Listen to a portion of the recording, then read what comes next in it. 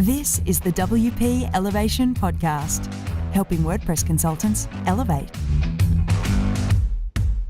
G'day, Troy Dean here from WP Elevation, and I'm very pleased to have with me all the way from the UK, Paul Gibbs from BuddyPress and WordPress VIP. Good evening, Paul. Good evening, Troy. How are you? I'm very well. Thank you for joining us on the WP Elevation Podcast. For those of you that don't know, Paul and I actually did this back in October 2012 on the original Compress podcast when it was, and my computer died and I needed a hard drive replacement, and that interview never saw the light of day. And back then, you had quite a bit more facial hair, Paul Gibbs. I'm a little bit more clean-shaven these days. Is that because you're now working at WordPress VIP? Is that why?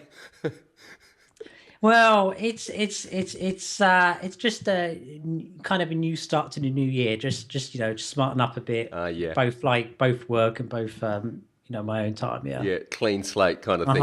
Awesome. Hey, before we get into this quick competition announcement, Paul is going to give away an electronic copy and a physical copy of the BuddyPress theme development book, which is brand new. So stick around for details on how you can enter to win that.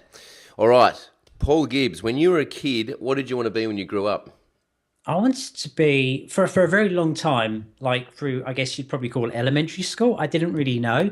And then it was like, I want to build video games. I want to build 3D video games. And that's still kind of, if I'm ever able to do that, it would still be like a really interesting side project. But yeah, I've always wanted to build 3D video games because I remember playing Quake 1 when it came out. It's the third three-dimensional video game. And it's like, wow, you can jump and move and step and it all works. And I thought, it'd be pretty cool to like see if I can build these things. So what is it you think, like, because most young people or teenagers, when they're into the video game thing, they get so immersed in the actual gaming. What is it you think? Why did you look at it from an objective point of view and go, "Wow, somebody's making this stuff. Wouldn't it be cool to get to the? Wouldn't it cool to go behind the curtains and learn how this stuff's actually made?" I think having kind of grown up and become a professional web developer, I think it's just the way my brain is wired. In as much as that, there's this kind of I see something and. Like, be it like a special effect in like a film or on television or a website or a graphics. And it's just like, I wonder how they did that. And it's just, and of course with web development, it's pretty straightforward. You can right click, view source, and you can see how people done stuff. It's harder to do that in a video game. Yeah. It's funny, isn't it, when you discover view source for the first time, because you kind of think there's all this other stuff in the world that you'd love to be able to right-click and view source. Yeah, exactly. It's like web pages aren't secret. Yeah, they're just in there. Yeah, it's all free. Yeah. Particularly relationships with other human beings. When you come out of an interaction, you think, "Oh, what happened then? What went wrong then? I wish I could right-click and view the source of that and analyze it." Yeah, view the error console in a web browser. All of that. Yeah. See what went wrong, yeah. Turn debug on. All right, when did you discover the web? The web, it was a bit about 1995. I was friends with a rich kid in town, and he was probably the first in our group at school who had the internet. So I was around at his house. We were checking out the cool websites. So this is like Yahoo, Alta Vista, Excite, GeoCities. And I don't think I ever used AOL in its heyday in that kind of walled garden thing, but I kind of missed that. But there was all these things, and it was like, and again I thought that's pretty cool, and it just seemed I just saw it, and it was being like, obviously like anywhere, it was heavily pushed, like you can send emails to each other and replace faxes or whatever they were saying way back then. And we got it about a year later, in about 95, 96, just sort of before I started what we call secondary school here. Right. And And do you remember the first time you saw the WordPress dashboard? No. It's an interesting thing. I do remember. I thought about this before. I do remember because I fell in with a group of folks online who had we had like a shared server, so we could go and throw in code and websites and get ourselves hacked eventually, and then rebuild things and learn how to do it properly and all the rest of it. And yeah, and there was like we were using some kind of forum software as the website, which didn't kind of worked, but not really. And it was like we clearly we need a CMS of some description. We can't just because there was like two of us who knew enough HTML to like write pages, and it's like this could take forever, and we want more people to write on our little site of like 20, 30 people or so. So I remember just in my spare time, because it was a pretty fun thing to do, just not knowing what CMS was, just come across like Joomla and Drupal and WordPress, as well as other bigger platforms. Like you could, there was a self-hosted version of SourceForge. I don't know if it's still available or not. That was a nightmare to set up. Just all these things, and that kind of set me up later on when I came back into WordPress, because I thought I vaguely remember playing with this, some long time ago. So yeah, it was a way in.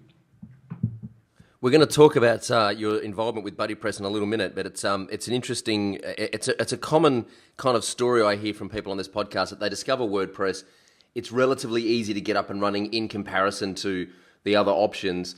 They then start developing it for their own projects. They then start maybe building it for clients, or they start building products on top of it. And it sounds to me like you've had a very similar trajectory, which we'll talk about in a moment. But before we kind of recap your journey, just moving forward to today, you are currently working at Automatic. You're part of the WordPress VIP team, and you are, if I'm not mistaken, still lead developer on BuddyPress. Is that all correct? You get like kind of 8 marks out of 10 for that. Pretty close. Right. No, so yeah, I've been working at Automatic since for about a year and a month or so now. I am one of the lead developers of BuddyPress. Right. There's up to 5 of us, I think, now. Uh-huh. And so my first year at Automatic, I was working on the VIP team. That's kind of web hosting and kind of project management and support for large businesses like New York Post, York Times, Metro UK, and all sorts of Optus, all sorts of different outfits. And so that was fun. And at the turn of the year, I decided to switch teams, and I've joined our team that we use to support our happiness engineers, our customer service people. Uh-huh. So I'm a happiness gardener, which is a good name. Happiness gardeners, exactly. We call happiness gardener. Wow.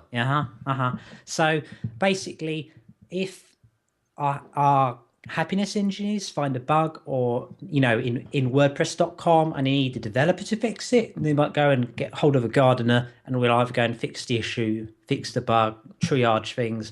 And we also do a lot of work on internal tools to make it easier for those guys to do support to everyone. Wow. And like work on improvements they suggest. So that's pretty new. I've only been on the happiness gardening team for about 2 or 3 weeks. Mm-hmm.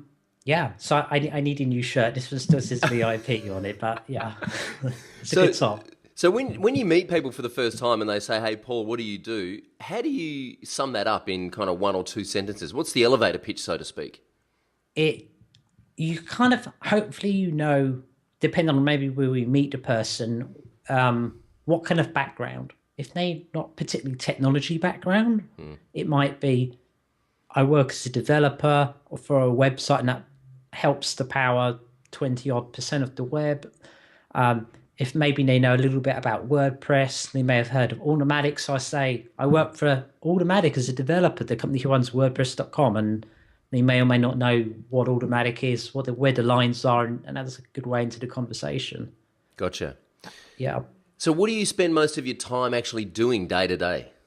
Mm-hmm. So just writing loads of code. In my work job, it's just this year I've been focused on building out, along with a team of 3 or 4 other people, subset of the happiness gardening team, kind of building a new version of an internal tool we use to manage certain kinds of support requests and tickets.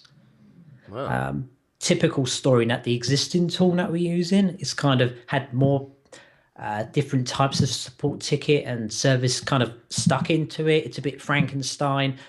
The user interface doesn't work very well. The code works, but not.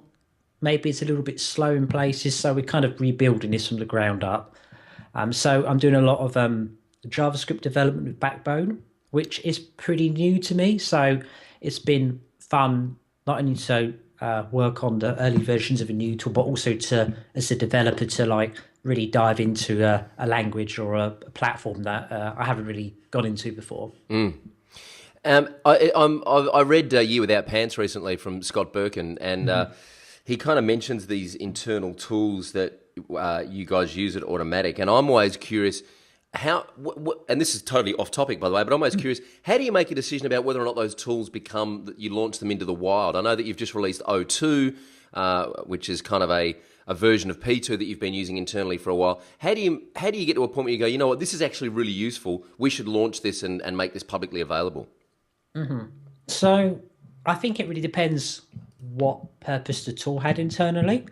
Lots of our self-built tools are for managing things like managing our servers, to monitoring our servers, to recording statistics, to building an like Photon, our image CDN, which we kind of expose to the wider WordPress population through Jetpack. I mean, Photon, that is on GitHub somewhere, I do believe. That's open source. So some of the things we do release are maybe not easily installable because they're intended for server gurus, people who run that stuff. And more of the bits that we're adding into Jetpack have been launched as kind of internal kind of, things that we've just wanted to done or experiments people have tried and they've worked for us. And Jetpack is perhaps a good way of getting the best in those tools out. And of course, conversely, things like O2, which you mentioned, which is it's been really solid. We've been using it for probably internally maybe 7 or 8 months now.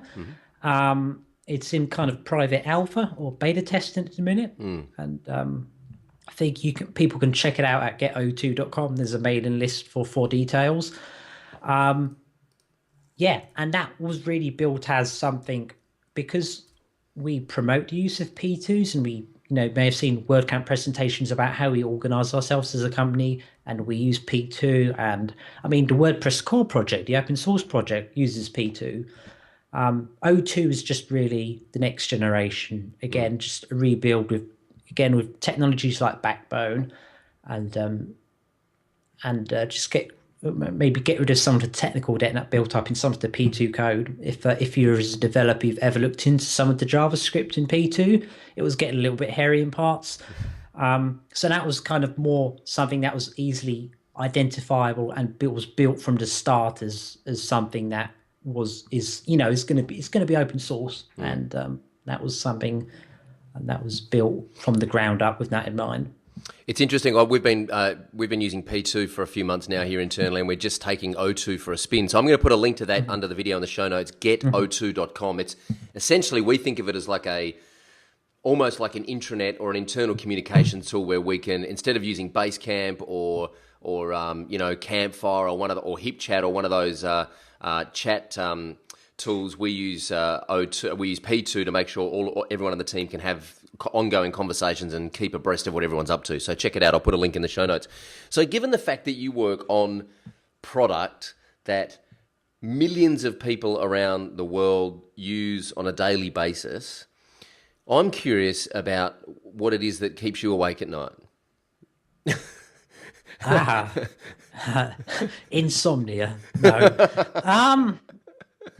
It's not kind of, there's this internal joke between developers at Automatic that sooner or later someone is going to accidentally break some part of WordPress.com, and we use IRC for like error reporting. So if someone pushes a new piece of code and that breaks something, everyone in the whole company can see all the error message flying, and it's like, I better better revert that change and push the fix out pretty quickly, because like you say, there are so many people using it.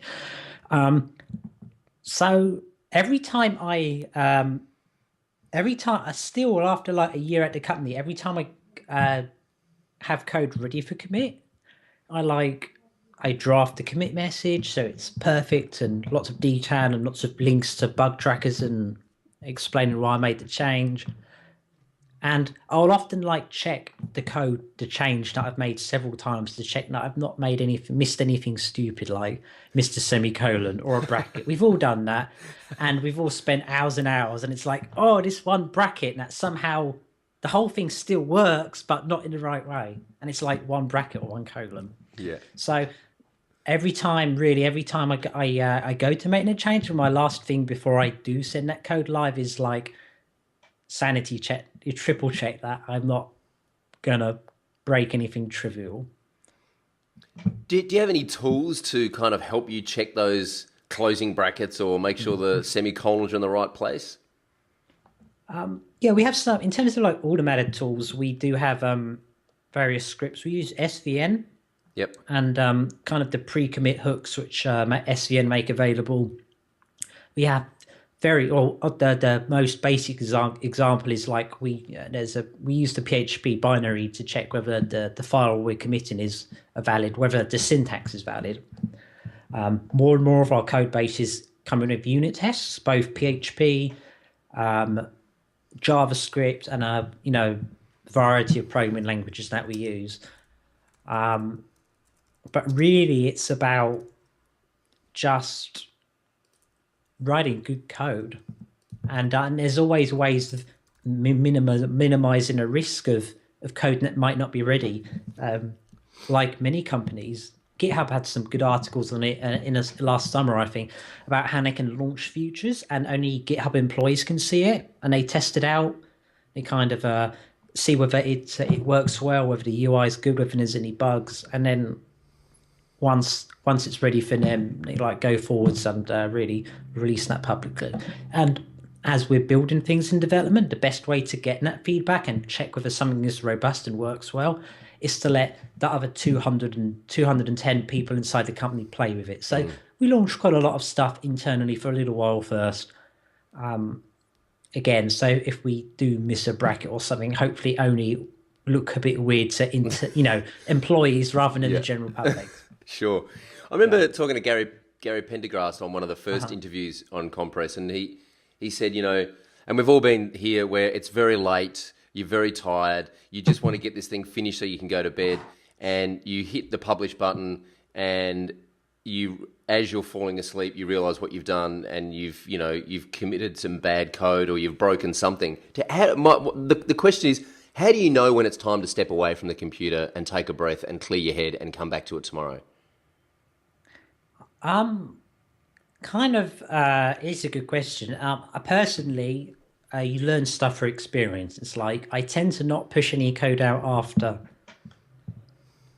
like 5:30 in the afternoon my time, because if I do and it breaks something, it's gonna push back my dinner and my evening, and it's gonna eat into my own time, So I'm careful about doing that. And if I finish something so late in the day, there's no harm in letting it wait for another 18 hours or so until tomorrow rolls around and getting it out then. Good advice, because I think that's one of the things that a lot of developers find hard is that because the thing about developing code is you push something out and it has an immediate impact and you can see that instant kind of result of your work. And I think some developers find it really hard to resist that instant gratification, and you tend to sort of publish things early. Whereas what you're saying here is it's ready to go, just step away, go to bed, sleep, come back tomorrow and publish it with a clear head. And I think that's a really important lesson. Mm-hmm. Mm-hmm. And I just thought of, whilst you were saying that, I thought of a slightly different angle to it. And as much as that, if we had some kind of deadline, it has like some deadline that said something must be launched by the end of the day somewhere in some cities in the world, and it's like that would involve me staying up until like midnight or 2 a.m. That's, as a developer, unless I start my day at lunchtime, I'm going to be totally brain dead. Yeah, my brain is not going to be working then. And sometimes I'll kind of all of our teams have got people in multiple time zones. So if I finish for the day and maybe it's project work, I can hand off something to maybe someone in San Francisco who's like 7 or 8 hours behind me, and they have a half a day to finish it and maybe they'll launch it. So if there is that kind of deadline or something as a team we really want to get out by a certain time, and we don't want to push that launch back, and it does get tight. Sometimes you can just wrap up what you've done, send it to another developer in your teams who's still in the middle of their workday, and let them finish it. Yeah, that's one of the beautiful things about having a distributed workforce in multiple time zones around the world. Sure. How do you clear your head? What do you do when you're not working? How do you unwind? So I quite like reading lots of books, lots of fiction. I used to play quite a lot of video games. I kind of, perhaps 3 years ago, I quit playing video games as heavily as I used to, and kind of doubled down on web development, improving my code, and just taking those extra hours in the evening or the day or whatever after my jobs, just to, instead of chilling out of a game, I might just learn to code. But I think generally it's, as long as what you're doing is different. If I work all day coding and then I work on a BuddyPress perhaps all evening, it's just one super long day of work. I've been doing the same type of work all day long. But so maybe I just, like you say, shut down a laptop and go and read a book. So gets my brain engaged in a totally different way. Yeah, reading's fabulous, and I'm just discovering fiction again. I'm getting away from reading business books in bed at night because that's not good for your sleep cycles. And I'm just learning now, after years of my fiance smacking me over the head with fiction books and buying me fiction books for presents all the time. I'm finally now just discovering the beauty of fiction, because it takes you into another world, and it completely transforms your concentration and your mind and your consciousness from where you were into this whole other place. And it's a really nice circuit breaker to get your head out of code and out of work. You say on your website that you're learning to love travel. I noticed that little quip in your website. What did you not love about it originally? So the biggest thing that's I'm still fairly nervous about travel is going through airports. They have quite a lot of security, and whether you think that's warranted or not is another discussion for another day. Yeah. But and things like airlines making you get at the airport, 2 hours early, which is fairly standard for international flights over here. And they say arrive at the airport 2 hours early. It's like, why can't I arrive there at half an hour and just, get off the train, go through the airport, jump on a plane? And it just seems to be such a tiring process. And I kind of realized, and something that people don't think about, or if you travel a lot, you quickly begin to realize that it takes up a lot of your time. You have to pack, you have to unpack, you have to maybe get used to where you're staying or the time zone. You have to find places for dinner because it's an area you don't know. It's just all these little things add up. So as fun as traveling is, always like coming home at the end of it, because I know everything. It's safe. It's easy. And then a couple of days after, I'm like, oh, I want to go traveling again. I want to go back to America or, Spain or somewhere, and all these places. Had you traveled much before you joined Automatic? Maybe kind of, no, only family holidays growing up, maybe one trip a year to Spain, Canada a few times, that kind of stuff. So It's been very different. And so you travel quite a bit now with Automatic. With is it the team kind of meetups and then the company meetup? Is that most of the travel you're doing? Yeah, pretty much. So each team will have a number of meetups each year, and like you said, there's an absolutely crazy company-wide get-together. We were, I think, 190-ish people last year. Wow! Towards the end of last year when we had our meetup. We're up past 210 wow. as of right now. So the next company meetup, when that rolls around later in the year, is going to be crazy. It's going to be so many people, and you can some advice that we had from more experienced automaticians was that don't stop introducing yourself because there's so many people there. It's like a really big networking event. You have to go around the whole room and say, I'm from, I'm a developer. I work in a store team or whatever, and I live in London. And Wow. because everybody trying to meet so many new people face to face. Yeah. Or maybe they only see each other once a year and Yeah, just yeah. do video conferences or Skype calls. There's just so much to catch up on. Yeah.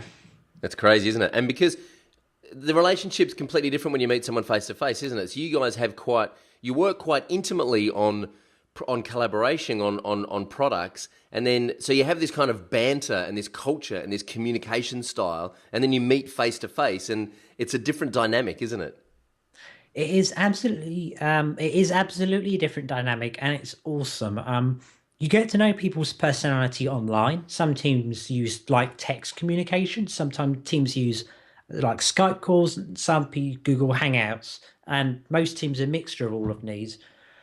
Just what works best for them. But however you do communicate, you do get to know the people, especially in your direct team, pretty well. So by the time you roll around and it's your team's next meetup and you get to know them, you feel like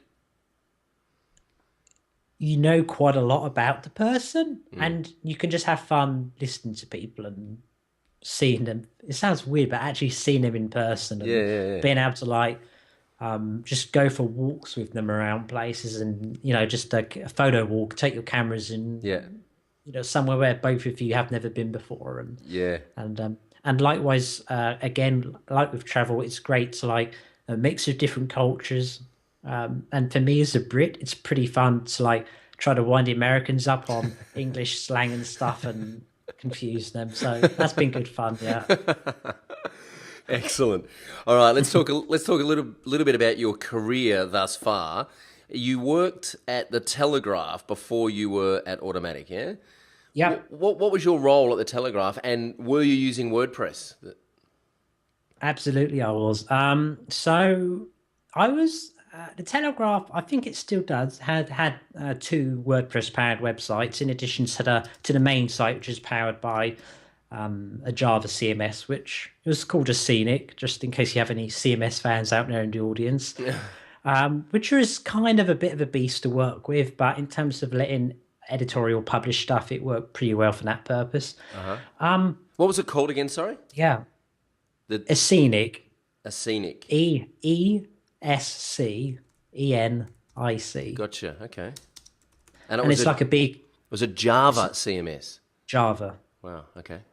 So I'll try and find a link and put it in the show notes. Yeah, it's a big enterprisey thing. So if you think you've stumbled into IBM.com by accident, you haven't. It's just another big, and there's probably like 3 or 4 big newspapers in London who use it. Right. It's one of the that's kind of, it's built specifically for big publishers, so that's the niche they're aiming at. Got it. So they had 2 WordPress sites, and their previous guy who happened to know PHP and who happened to know a good amount about WordPress, but he was like doing it as like a half Java, half PHP, half WordPress. He was moving on to another position, and it was really just about they needed a WordPress guy, and as luck would have it, I found out about it, and I made it work for me. Yeah. How did you was it competitive to get that job? Like, at that time, were WordPress guys a dime a dozen, or was it like, we need a WordPress guy, and you happen to appear with the WordPress cape on and said, hey, I'm Captain WordPress, I can solve this problem?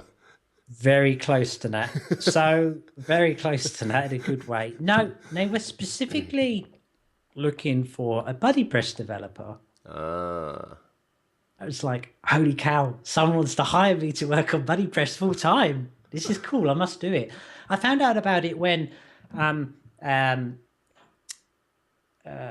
guy named Dave Coveney, who's up north in the UK for a company called Interconnect IT. Oh, yeah. And they're kind of a WordPress developer shop, consultancy, all of that.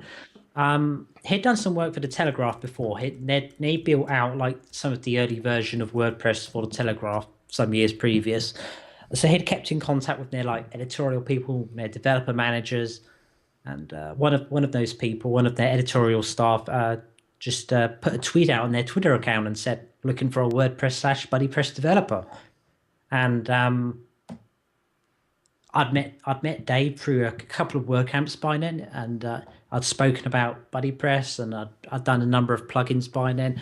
So he just emailed me and said, "Hey, you should check this out." And because they were specifically looking for lots of the work on their BuddyPress platform, it was one of those perhaps rare opportunities where you go, you're not going to find anyone in this part of the country who knows more about BuddyPress than I did.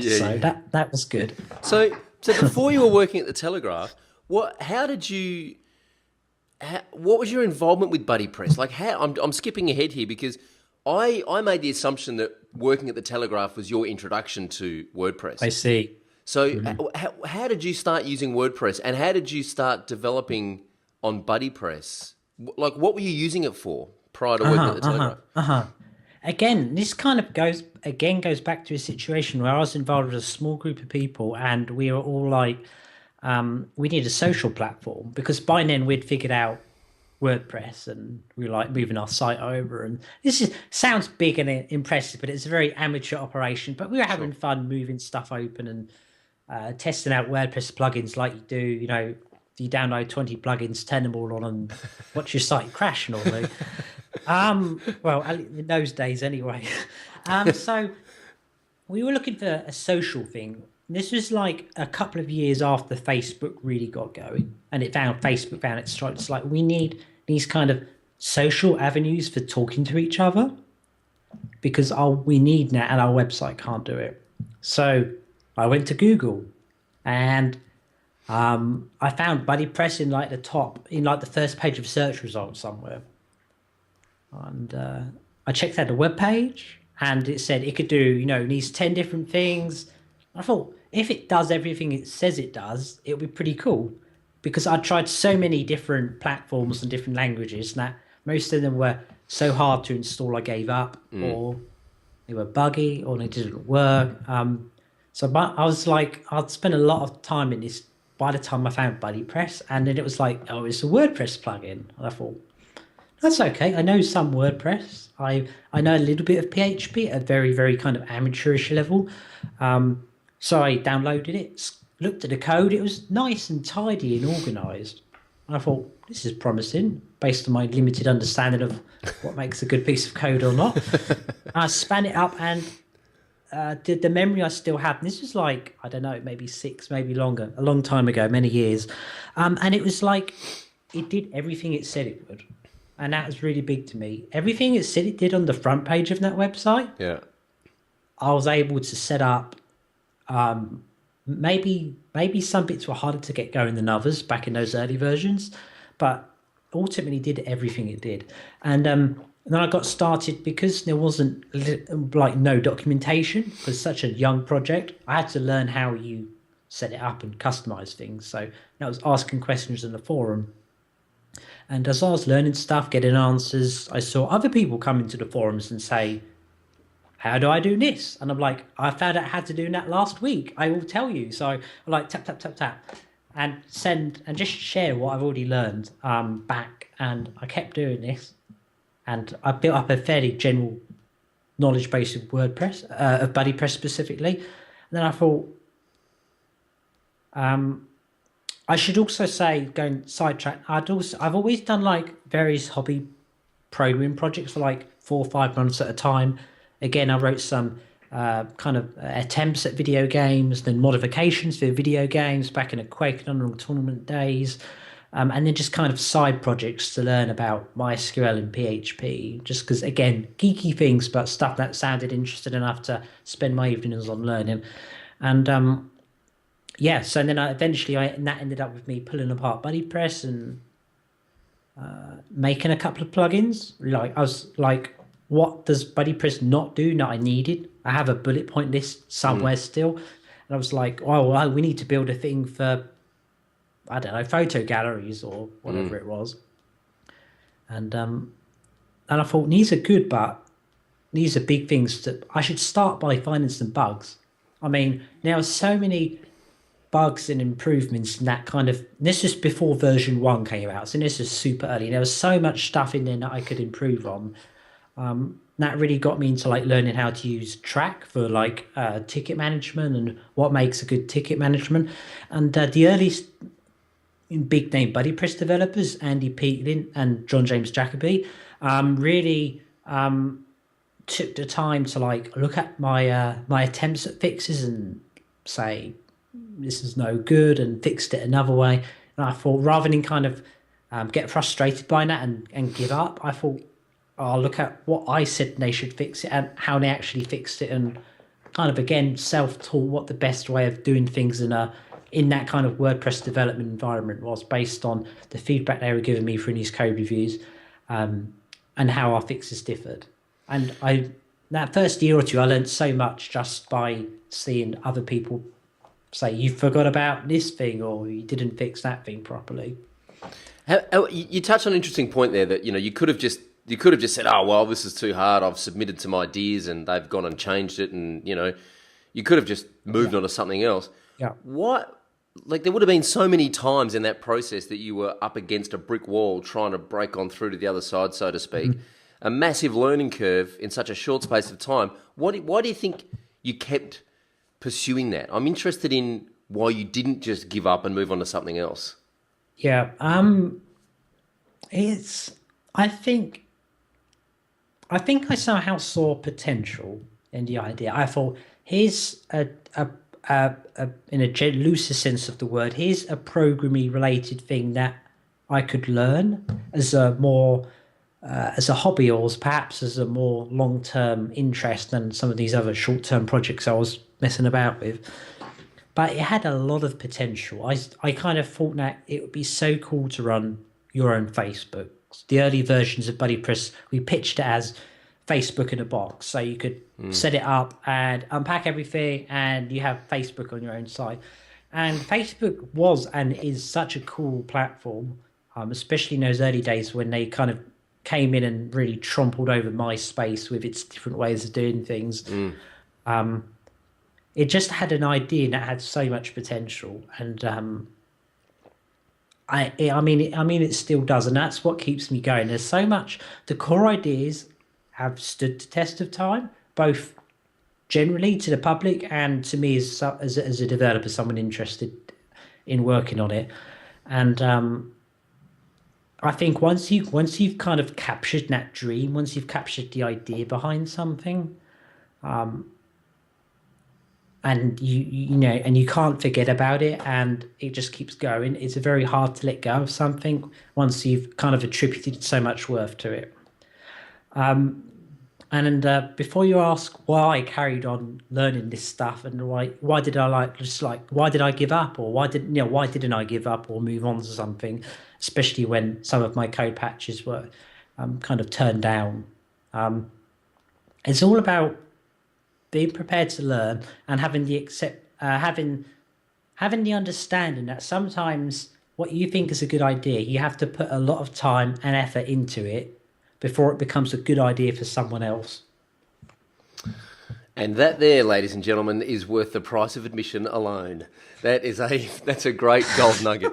It's I can't help myself sometimes. But it sounds like you never took your eye off the big prize, and that you always saw the potential in what this thing could be, and that's what kept you moving forward, even when you came up against roadblocks and frustrations and hurdles, that you just kept moving in that direction because you could see the potential of what this thing could become if you just kept going. And that's a hard thing to do sometimes, isn't it?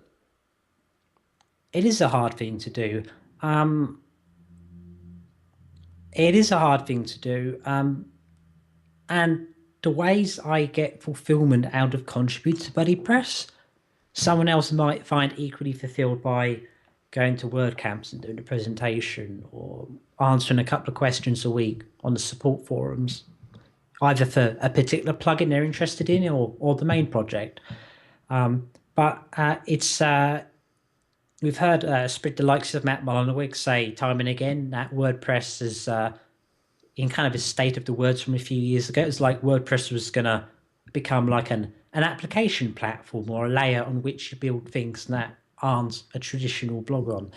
And I think it's kind of interesting that I love WordPress, both as a tool we use internally at Automatic and the way it lets us work all across the world from our own bedrooms or wherever. Kind of, and also the fact that it's such a solid platform. We can build things. We can build social networks like BuddyPress or forums like BBPress that we can build these very complicated pieces of software on, and we don't have to worry about. We have that trust in that underlying, that foundation layer that it's that they're going to carry on building things in the right way. So I think like anything that is successful, it's one of those things where you have to sell the idea to yourself, and sometimes you always have to take a risk if you want to try to, even like day-to-day life, forget building web apps and anything. If you want to change something, sometimes you have to take a risk, whether that's going to an event on yourself, talking to a new person, or you download a new WordPress plugin to try out and see if you like it or not. You just sometimes have to be a bit lucky that what you think is a really good idea is the right idea.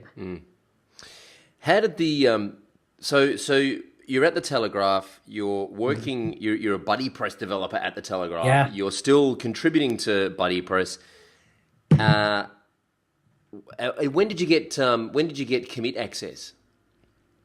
Wow. When did I get commit access? I can't remember. We're up to 2014. It feels like maybe early 2012. Right, okay. So you're at the Telegraph at the time, yeah? Yeah, I think. Oh, yeah. I'm not 100% certain about looking at the calendar and dates, but yeah, Right. they may have overlapped. Yeah. Okay. Yeah, they may have overlapped. So then how did the job offer at Automatic come about? Because that was, I'm pretty sure that was just after we'd done the first interview back in October 2012 that I saw you tweeting and making the announcement that you were working at Automatic. How did that job offer come about? Well, the cheating answer is just to say I just wrote up a CV. I try to make it unique and stand out because I figured a cool company like Automatic would have perhaps tens or hundreds of applications for all sorts of things every day. And we do really, maybe not quite to maybe hundreds every day, but we do have loads and loads of applications. So I thought, like any job, how do I make my first point of contact? How do I make myself stand out? So I came up with some good ideas for how to present my CV in an interesting way. I feel that my credentials as contribute to BuddyPress and written some of my own WordPress plugins, kind of from scratch. Because you can just point to your WordPress profiles page and say, I've done this stuff in WordPress. I'm not a total greenhorn. There's, I've see what do you think of my ideas. So basically I applied, went through interviews, trial process, got the job. The longer answer was that I'd been thinking about, I don't think I've ever told anyone this, I've been thinking about working at Automatic for quite a long time. I thought, because I heard about the working lifestyle. You don't have to go to an office.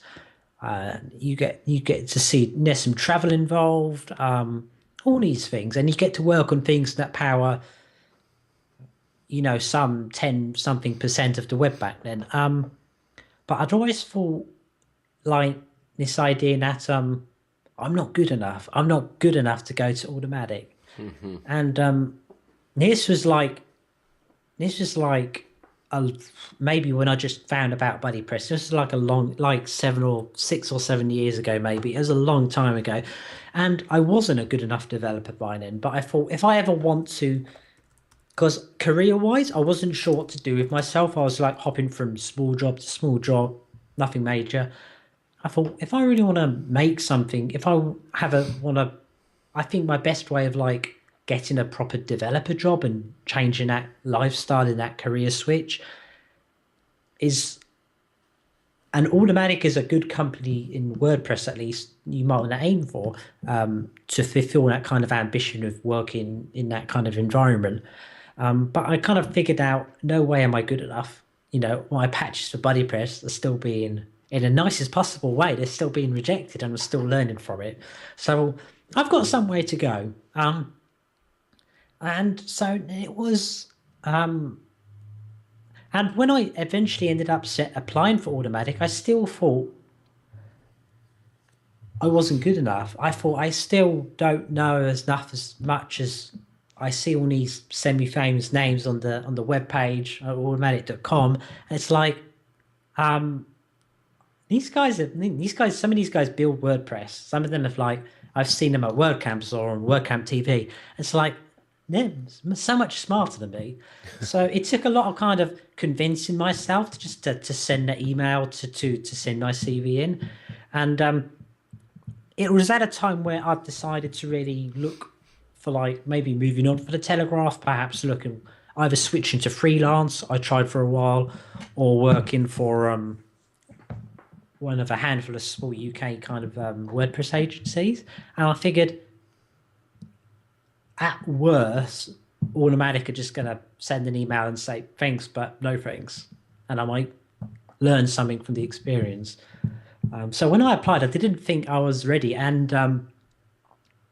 But clearly I was able to demonstrate and convince the people who were hiring me that,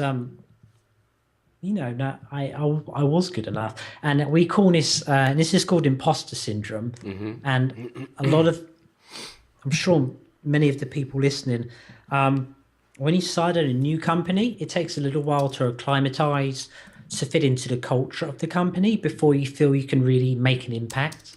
I mean, I'm a developer. I want to go in and build something, but there's this imposter syndrome. It's like, I'm pretending to be here with all these smart people, and when they find out they've somehow hired me, they're just going to kick me out. They're going to go like, why did he get that guy? And just bail out. So imposter syndrome is, I think, happens to everyone who, whether it's like, I remember, I don't do it anymore, but I remember, like, starting karate lessons when I was a kid, like a very, very long time ago. And again, I was like probably 7 or 8 or 9, and I was like totally scared and paranoid. But I think really I was worried about all these people have dressed up in these smart uniforms with their, white robes on at the belts and everything, and they're all doing these katas, these drills, and it's like, they know what they're doing, and I'm just gonna sit on the edge and copy them, but like be 5 seconds behind what they're doing, and it's like, see whether it's right for me. And again, so imposter syndrome is pretty hard. It took me, I didn't think I would get the job when I applied because I didn't think I was ready, but someone thought I was, so yeah. I think there's something really, I think there's a lot of gold in there. One of the things that, as an entrepreneur, one of the things that is kind of in my head all the time is, feel the fear and do it anyway. It's okay to be unsure about something, just do it anyway, and, what's the worst that can happen? Not only did you apply for this job that you'd obviously built up in your mind that was so, it was your imagination is far richer than reality, isn't it? So you've built this thing up in your mind that, wow, there's this company called Automatic, and there's this, this job that I want to go for. Not only did you do that, but you presented yourself, you actually consciously presented yourself in a way that would stand out and that would get their attention. So you weren't just kind of sending off an email going, oh, well, I'll just send the email off for the sake of the exercise. You actually really wanted this job. So what did you do in that email? What did you, can you give us like one idea of what you did that made it stand out to get their attention? So I should say that as like an Automatic employee, we don't get to see, as a regular Automatic employee, we don't get to see the applications that people send in. I don't, unless I've asked one of my colleagues how they started at Automatic, I don't know that story and I can't find out. So I thought there's not much I knew a handful of automaticians, people like John James Jacoby at the time, Peter Westwood, who I've met at WordCamps in the UK, Jen Milo, a few of these other people, and it was like, and I had a look at their blogs, and I thought maybe they blogged about how they got the job, and I could learn something from it. No, they hadn't. So I thought, okay, I'll just search for like automatic, and because a lot of people, you said that you saw my tweet about saying that I was pretty happy to get the job at automatic.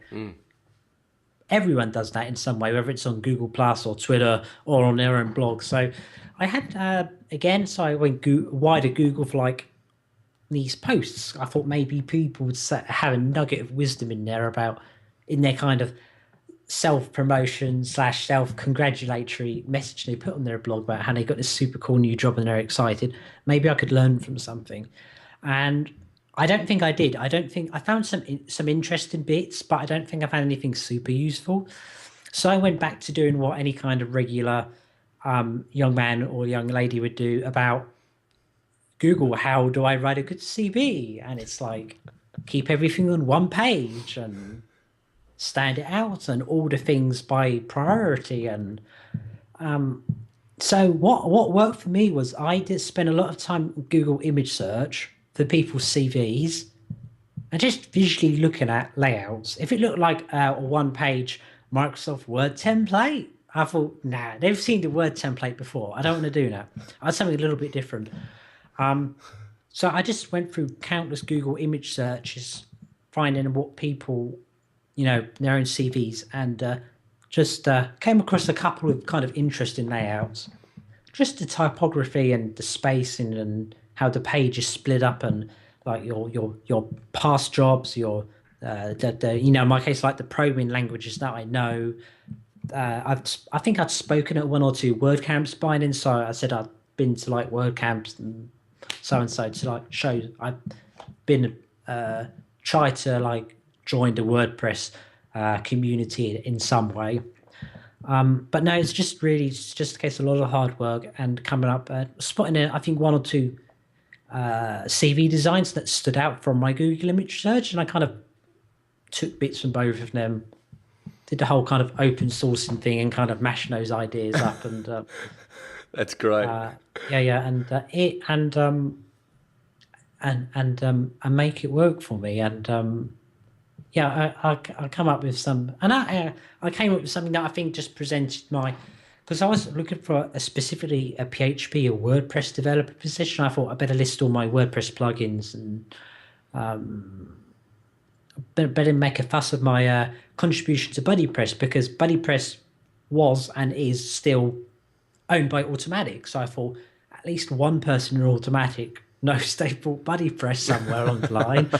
And if I can say I've spent it was like a year and a half contributing to BuddyPress at that point, or however long it was.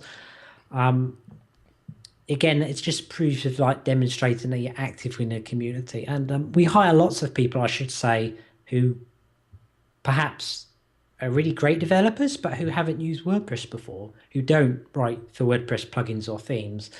And sometimes, those are probably good things, but like if we're hiring like a systems engineer to run our servers, whether they built a WordPress theme or not is kind of irrelevant. It's but I put a lot of focus really in CV. Like they always say, tailor your applications to each employer that you're contacting. So there's a lot of stuff in there about what is automatic and what is the exact job that I'm going for, and just trying to figure out where my areas of experience overlap with what the company was about, and kind of structuring my initial letter and CV to, positioned like that. Great. I love that. I love that nugget that you're not going to use the Word template because they've all seen the Microsoft Word template. Yeah, before, exactly. So. Yeah. All right, let's move quickly into our Elevation round. For those of you that don't know, WP Elevation is a business accelerator program for WordPress consultants to build a business. You can learn more at wpelevation.com. And also, if you like this podcast, please get over to iTunes and give us a 5-star review. That would be great. And subscribe to the podcast at wpelevation.com. All right, so quick lightning round here. Paul, I'm going to ask you some questions about WordPress freelancing and consulting. This might take you back to your days at the Telegraph when you first got that job. So just quick thing off the top of your head, the first thing that comes in your mind. What's the number one thing any freelancer or consultant needs to know? How to communicate well. Aha, great advice. What's the best thing you've ever done to find new customers or clients? The best building, in my case, building WordPress plugins. I've unless you've got something that you can prove and that you've worked on in your own free time, I think it shows a little bit more that it's something that I personally want to be involved in rather than it's something I want to do just to get money from it. How do you stop competing on price? So, it's a hard question because how much do plugins sell for? They don't sell. Unless you're like perhaps WooCommerce or WP Commerce or these few things, you can't sell plugins. I think reputation is important, word of mouth. If I go to download a plugin or buy a WordPress theme, and if I know of the person who's built that, I'm more likely to get that one over some other thing that might be perfectly fine, but who I've never heard of before. So building a solid reputation. Nice. Any ideas for writing better proposals? So it was kind of interesting. I've never really had to write much proposals when I was doing some BuddyPress freelancing a few years ago, because BuddyPress was and kind of still is a very specific niche for WordPress developers. It was easy enough for me to say, I'm building WordPress stuff, and word of mouth. We like pass recommendations to each other. Great. That's actually a great tip for writing better proposals. Just get really specific at your skill set, and then you don't need to write proposals. Yeah, exactly, yeah. Favorite tool or system for CRM?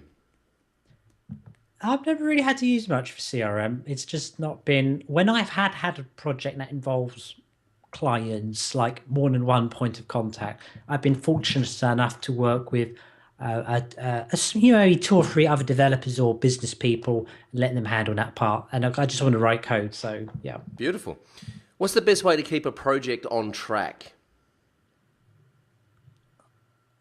So kind of, again, taking me back to the my Telegraph days, and what I've learned at Automatic is communication. If something is behind schedule because it's been misestimated or it's taken longer than someone thought it would, or because the client keeps changing their, what they want, as long as there's constant two-way communication and it's possible for the client to see what you as a developer, what you're working on and what you've done recently, they're not going to be calling you up every so often to ask for updates. So if you can work in a way that it's possible for people just to go along to GitHub and see your commits or your P2 and you just put updates maybe a couple of times a day. So, but that's the best way of keeping things on track. It's super important, communication. It's one of those things that's easy to say, really hard to do in practice. Yeah, that's great advice. Any ideas for getting referrals from existing customers? Do a good job. Actually, do what you're going to... It's hard.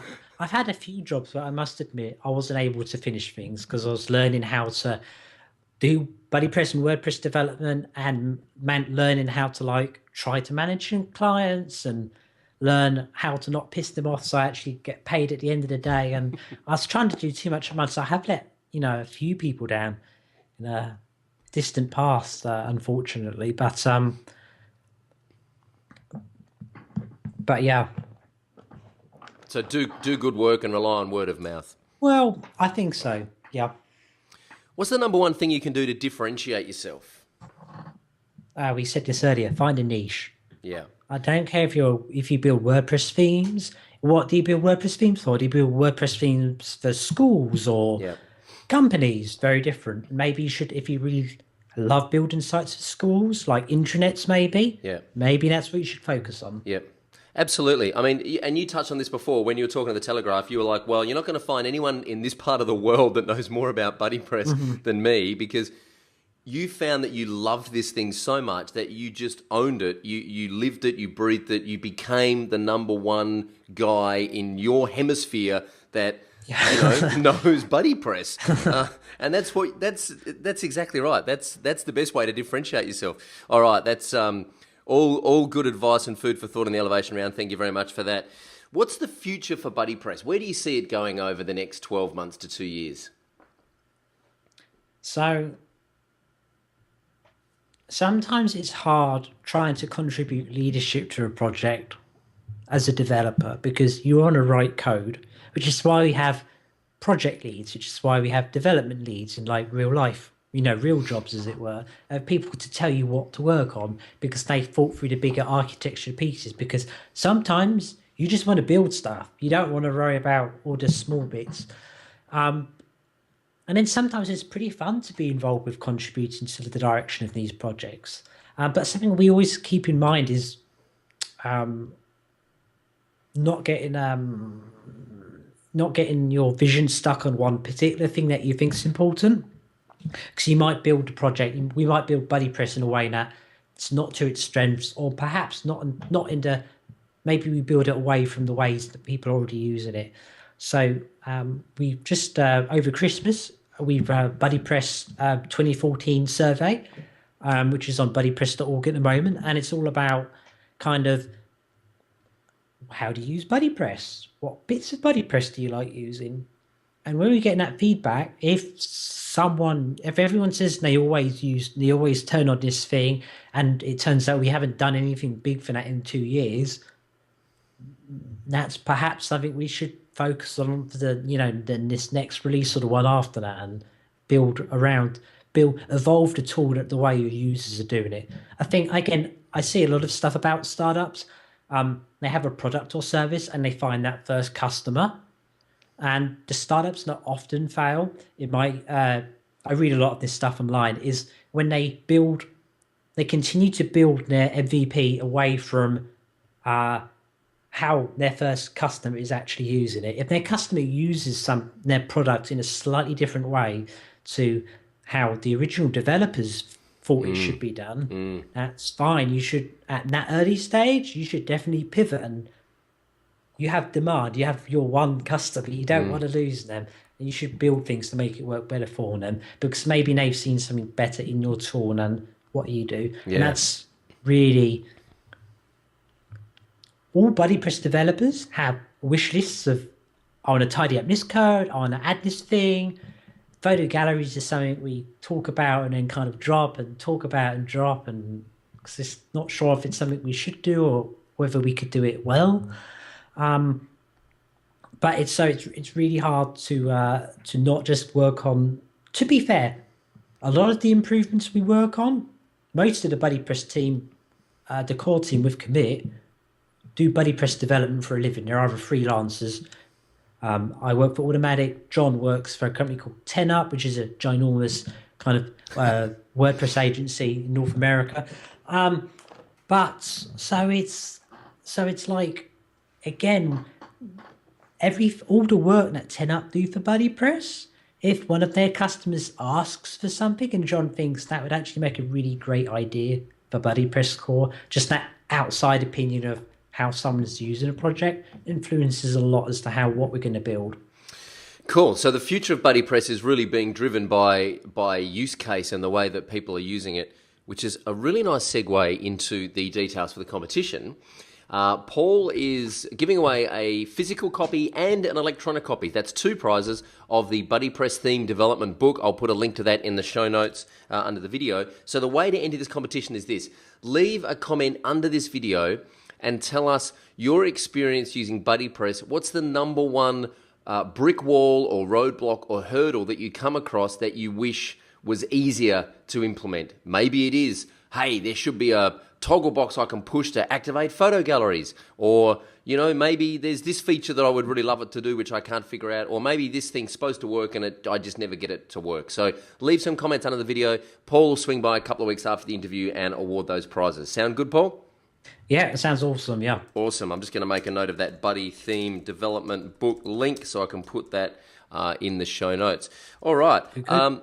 Where do you see WordPress in a couple of years? We talked briefly before about how Matt's been talking about WordPress becoming more of an application platform, or it sort of becoming Lego blocks that you use to build things. Where do you see it going over the next couple of years? I think it's likely that, and again, I know as much as you do about this. I think it's likely that one of the future 20 themes, like we have like 20, they started 2010, and we had 2014 in WordPress 3.9, is it? 3.8, whatever the latest version is. 3.8. That launched a little while ago. And they came with a new theme. And I think we'll be interested in where it gets to the point where WordPress feels we should ship a theme that lets people publish blog posts from the front end. I think that will be pretty interesting because the goal behind WordPress, especially Matt's, the original idea behind it, is to democratize publishing. And if it's hard to publish things from like a mobile phone or a tablet, which is what most of the web is being consumed on nowadays, well, people are going to go away from WordPress. And I was listening to a podcast Matt did at the WP Tavern towards the end of last year with Sarah Gooden, and there was a lot of stuff there about where he said, I forget, he's much better educated than I am, but there was a point he made about to this kind of this ancient concept where if you replace, like there was this a myth, this axe, and if you replace the blade of an axe, is it still the same axe it was before? Is it the same tool?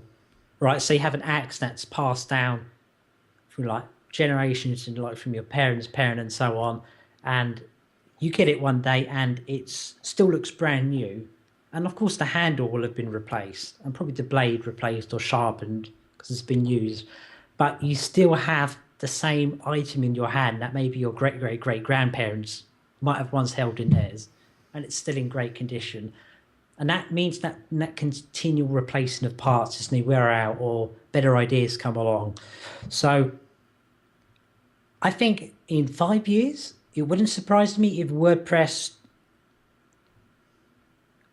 maybe WP admin goes away. Maybe there's no back end, or maybe because there's like maybe 15 different option screens in a default WordPress install. Maybe all but like 3 of those go away. And it's like, that's a lot of stuff to like think about how it's going to happen. But as these things like the media library, and back in WordPress 3.6 maybe, when the media library change came in, no one's crying about the old media library going away because it was replaced with something better. So WordPress always has had a media library. It's always let you upload pictures from some very early version, but the way that's done, both under the hood and how a user uses it, has changed so often. And all I want to know is when I get on my mobile phone and I take a picture and I hit the send to button, why can't I do send to my WordPress.org blog? Yeah. Because I don't want to have to sync the pictures to my computer and log in and drag them. I just want to. So to really democratize all forms of publishing, the way we make that accessible for people to publish, I think is going to change quite a lot. And it kind of sounds scary, and I think it is scary, but sometimes if you know what all the answers are going to be, probably means you feel confident you know what the roadmap is going to be. Maybe you've missed something, or maybe something happens in a way that you've not predicted because it's so different from what you expect. So I could see, especially like in a long 5-6 term lifespan, because BuddyPress is like, this is its 11th year. I think the 10-year anniversary was last year. Wow. So half as long again, another 5 years, BuddyPress will be half as old again. WordPress will be half as old again, and it will be. There's going to be a lot of stuff different compared to today, but I think it's still going to be WordPress. It might just the axe might have a different handle on it, but it's still going to be the same tool. Great metaphor. It's going to be very interesting to see how it unfolds over the next couple of years. Just before we wrap up, what's the number one piece of advice you would give any entrepreneur trying to build their own business or establish themselves in their own marketplace?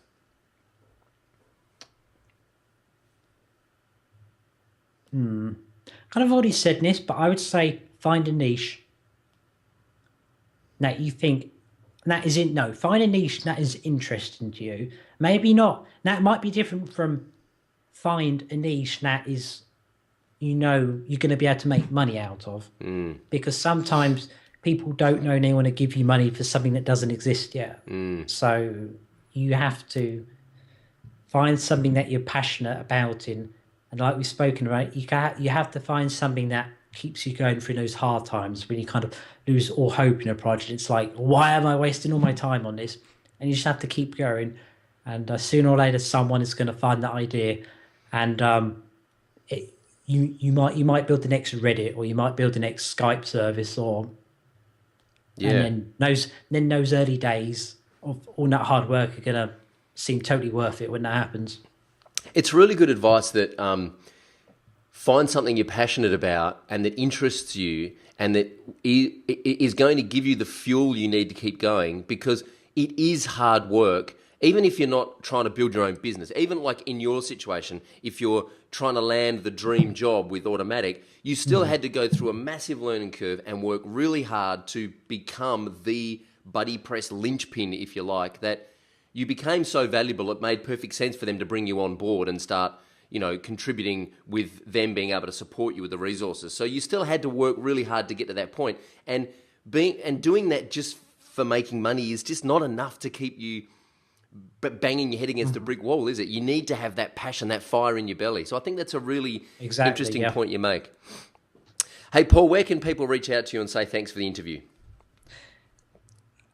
Yeah, that's a good question, because people email me and I never look at an email. So don't email me unless I've told you to email me. Don't email me, because I'll probably never get around to reading.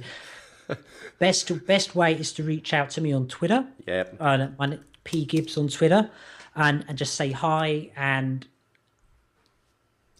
let me know what you want to talk about. And Beautiful. You can take it from there. I love the fact that you're honest about your email there too. Yeah.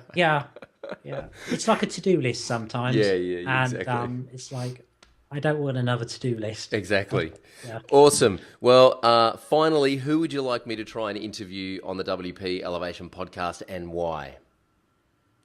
Have you spoken to Noel Tock before? I have actually. Happy Tables. It's funny you mention that. Noel and Tom's interview, I spoke to Noel and Tom at the same time, and I think, I'm pretty sure their interview's going live tomorrow. Oh, cool. Good timing. Well, when this goes up, now it'll have happened before. But yes, anyway. That's right. No, because, I'm looking forward to Noel. And Noel's I've met him at several WordCamps, and he's like the best person I know in a WordPress community who has that kind of entrepreneurial. If I think of a WordPress entrepreneur, it's hard to think of, for me, someone other than Noel. Yeah, he is. I've met him at WordCamp Europe last year, and then Pressnomics. I hung out with him and Tom again, and they're great guys, and it's a great interview. So I'll send you a link when it's published, man. Yeah. Okay. So my another person who might be interesting is perhaps Andrea Rennick, or Andrea Rennick. Okay. From I forget who she works for. I'm a bad person. What's her last name? Andrea Rennick. Rennick, maybe? Let me just, via the magic of the internet. I'm not sure of. I haven't heard of Andrea Rennick. Well, you've been missing out. I'll tell you what. I'll drop you her contact details after we're done here. Beautiful. She's works for one of the WordPress theme shops, I do believe. She's perhaps best known for doing a year's worth of service in a WordPress support forums in the support community. She gets involved with the make.wordpress.org/ forum support. Yes. And it's a super friendly person. Great. And her and her husband Ron did a lot of work about WordPress multi-site when WPMU was separate from WordPress all those years ago. Yep. And if you had a WPMU question, like how do I set up domain mapping, it's like go and talk to these guys. Right. They're the experts. Beautiful. Well, So great to talk to, yeah. on Andrea, is it? Is that how you say it? I'm not sure. Okay. She's Canadian. We'll figure it out. Andrea. I'm coming to get you either way, courtesy of Paul Gibbs. So keep an eye on your inbox, and I will be hitting you up for an interview. Awesome. Hey, Paul Gibbs, thank you so much for spending a ridiculous amount of your time with us here on the WP Elevation podcast. I really appreciate the time that you've given us, and I wish you all the best for your future at WordPress VIP, Automatic, and BuddyPress, and I really look forward to seeing how it all evolves over the next couple of years. Yeah, thank you. And it's been, we should talk again. We should talk again soon. It's a nice podcast. It was great fun. And yeah. Awesome. We will do. Yeah. We'll definitely keep in touch. Thanks, Paul. Okay, cheers. Cheers.